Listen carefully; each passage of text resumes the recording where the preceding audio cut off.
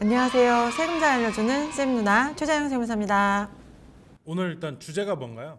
오늘은 가족 간의 계좌 이체하고 이럴 때 상속재산에 어떤 영향을 끼치는지 그 얘기를 해보려고 해요. 부모님이 돌아가시기 전에 상속세를 내느니 미리 빼가지고 가지고 있으면은 잘 모르니까 세금 줄일 수 있는 거 아닌가요? 그렇게 생각하면 진짜 마음은 편한데 세법이 그렇지가 않아요. 상속세가 물론 원칙적으로는 피상속인이 돌아가신 날짜 남겨놓은 재산을 가지고 계산하는 건 맞아요. 그런데 돌아가시기 1년 전, 2년 전 이때 움직인 것들을 추적하게 돼 있거든요. 그래서 만약에 부모님께서 돌아가시기 1년 전에 돈을 막 뽑으셨다. 어디 갔는지 모르는 돈이 2억이 넘는다든지 2년 동안에 막 뽑으신 돈이 5억이 넘는다든지 이럴 경우에는 그 돈이 어디 갔는지 살아계시는 상속인들한테 찾아내라 그래요. 이 돈을 쓴 거는 내가 아닌데 이미 돌아가신 피상속인인데 못 밝히면 상속세 내라 이렇게 한다는 거죠. 참 억울하지만 어쩔 수가 없어요. 만약에 부모님이 돌아가시기 전에 나는 현금 쓰는 게 편해 이래가지고 1년 전에 한 3억 정도를 인출하셔서 그 돈으로 병원비도 쓰고 생활비도 쓰고 뭐 밥도 사 먹고 친구들이랑 여행도 가시고 애들 용돈도 주고 하신 거예요. 근데 돌아가시고 나서 봤더니 출금한 건 있는데 어디다 썼는지 모르는 거야. 현금 영수증도 안 받으셨고 현금 쓰셨으니까 티가 안 나잖아요. 그럴 경우에 진짜 억울하게도 상속인들이 분명히 쓰신 건 확실한데 증빙이 없어서 그 3억 원을 몽땅 상속세로 낼 수밖에 없는 그런 상황이 아주 비일비재합니다. 근데 제가 유튜브에서 보니까 추정상속재산이라는 게 있던데 그건 뭔가요? 이게 바로 추정상속재산인데요. 1년 동안에 2억, 2년 동안에 5억 이상 돈을 뭐 출금하셨거나 재산을 처분하셨거나 뭐 대출 받으셨거나 돈이 크게 움직였다. 근데 어디 갔는지 모르는 돈이 기간 내 일정 금액 이상이다.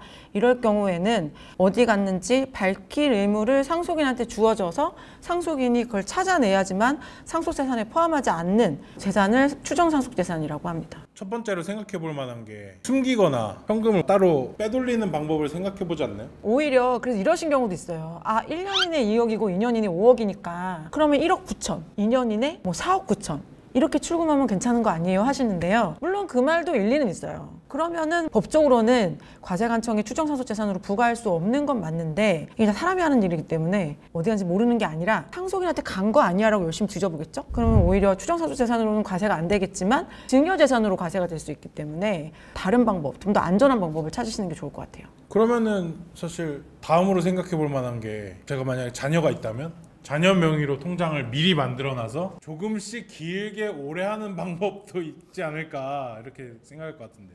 맞습니다. 뭐 그것도 좋은 방법일 수 있는데 제가 이제 유튜브니까 다 말씀드릴 수는 없겠지만 어쨌든 부모님이 생전에 자녀 명의로 재산을 굴리신 거예요. 근데 돌아가시고 봤더니 과세관청이 보니까 부모님 재산은 요거밖에 없는데 자녀 재산이 되게 많아. 근데 저 친구가 저거를 불렸을 거라고 믿을 수 있는 자녀만의 재산 배경이나 소득 배경이 안 돼. 그러면 이제 의심하거든요. 이거 차명계좌 아니에요? 이렇게 의심하면 부모님이 준 돈만 상속재산을 끌고 온 게 아니라 이 자산 전체가 상속재산이 될 수가 있어요. 그러니까 이게 차명계좌로 운영하겠다라고 마음을 먹으셨을 경우에는 이게 다 들켰을 경우에 어디까지 과세가 될 수 있는지 그 리스크도 확인해 보셔야겠고요. 사실 대표적인 차명계좌는 자녀의 경우보다는 배우자가 많아요. 일반적인 경우에 남편분이 경제활동을 하고 아내분이 경제활동을 안 하셨어요.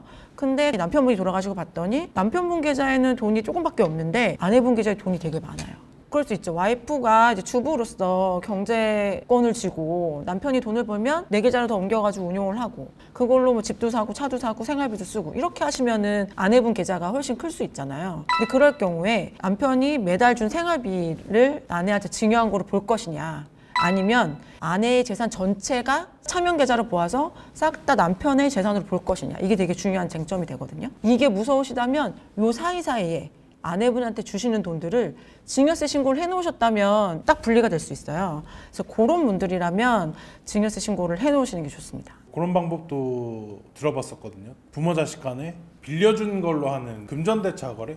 네, 금전소비대차 당연히 있을 수 있죠. 세법에서는 이 가까운 관계를 제일 의심해요. 그래서 특수관계자 간 금전소비대차는 원칙적으로 인정하지 않습니다. 이거는 빌려준 게 아니고 줬다라고 봐요. 이미 돌아가신 상태에서 금전소비대차로 끝나버리면 채권자가 돌아가셨기 때문에 이 돈을 갚을 노력을 채권자가 했다는 거를 증빙하기가 어려워요. 과세관청이 보기에는 원래부터 갚을 돈이 아니고 준 돈이었어. 그러니까 증여세 내고 상속세 내. 이렇게 되는 사례가 진짜 많아요. 이렇게 되면 가산세가 워낙 많기 때문에 연세가 많으신 부모님들한테 돈을 빌리시겠다고 할 경우에는 최대한 짧은 기간 내에 갚으시는 게 좋고요. 그게 아니라면은 다 못 갚으시더라도 일정 금액 갚는 행위가 있어야 돼요. 인정되지 않은 상태에서 상속으로 가버리면은 증여세까지 부과될 수 있기 때문에 조심하셔야 합니다. 그러면 사전에 준비하는 방법 중에 하나로 부모님이 돌아가시기 전에 재산을 좀 미리 처분해가지고 하는 방법으로 하면은 상속세에서 편하게 할 수 있나요? 편하실 수도 있어요. 근데 아까 이제 피디님 질문하신 것 중에 추정상속재산 처음에 질문하셨잖아요. 근데 이 추정상속재산은 그 피상속인 계좌에서 돈이 인출된 것만 보는 게 아니라 돌아가시기 2년 동안에 양도한 자산이 있을 경우에는 그 양도한 대금이 어디 갔는지 밝히게 돼 있거든요. 그 돈을 썼다는 게 확실하지 않으면, 그러니까 연세가 많으시거나 상속이 예상되실 경우에는 부동산 자산 같은 걸 처분하시는 거는 사실 효과적이진 않아요. 특히나 자산이 많지 않으시다면 상속으로 받으시는 게 더 유리할 수 있기 때문에 그거는 좀 더 고민을 하시고 의사결정하시는 게 좋겠고요. 근데 그게 아니라 아직 상속이 많이 남았다, 혹은 우리는 이 자산을 가지고 계획이 다 있다든지 이럴 경우에는 그게 유리한 경우가 있을 수도 있어요. 그러니까 어떤 건지는 계산기 두들겨 보고 우리 가족 간의 특성을 살펴보신 다음에 결정하시는 게 좋겠습니다. 그러면 이제 이 상속세 문제를 좀 사전에 해결하려면은 몇 가지 포인트가 있을까요? 한 3가지 포인트로 볼 수 있을 것 같아요. 첫 번째, 현금 사용처 기록. 제일 억울한 게 이 현금 사용처예요. 본인의 스타일상 현금 쓰시는 걸 좋아하시는 어르신들이 분명히 있어요. 그럼 하다못해 현금 영수증이라도 받아오시면 좋은데 부모님들한테 큰돈 쓰실 일 있거나 쓰시는 돈 있으면 메모 좀 해놓으셔라, 이렇게 자녀분들이 말씀해 주시면 좋을 것 같고요. 이 유튜브 영상을 보고 계시는 우리 어르신들도 우리 자녀분들을 위해서 현금 많이 쓰시는 분들이라면 용돈기 입장 써주시거나 아니면은 자녀분들한테 말씀이라도 해주시면 좋을 것 같아요. 가족분들끼리 주요 지출에 대해서는 현금에 대해서 잘 이야기를 나누시는 게 좋을 것 같고요. 이런 것도 있어요. 약값, 병원비 이런 거. 잘 다니시는 그 한의원이나 이런 데서는 계좌로 받으시는데 거기 그냥 이름만 기재되는 경우들이 있어요. 병원 이름이 있으면 좋을 텐데 그렇지 않아가지고 병원인지 뭐 한의원인지 모르시는 경우가 있기 때문에 그런 것들도 잘 기재를 해놓으시면 좋겠고요. 그다음에 두 번째는 사전증여를 활용하셔라. 사전증여를 활용하시면 증여세 내더라도 상속세는 피해갈 수 있습니다. 상속세는 상속인의 경우에는 10년 동안, 상속인 아닐 경우에는 5년 동안만 합산하게 돼 있으니까 미리 상속하시면 상속세 하나도 안 내실 수 있어요. 그러니까 요거를 제일 활용하시는 게 좋겠고요.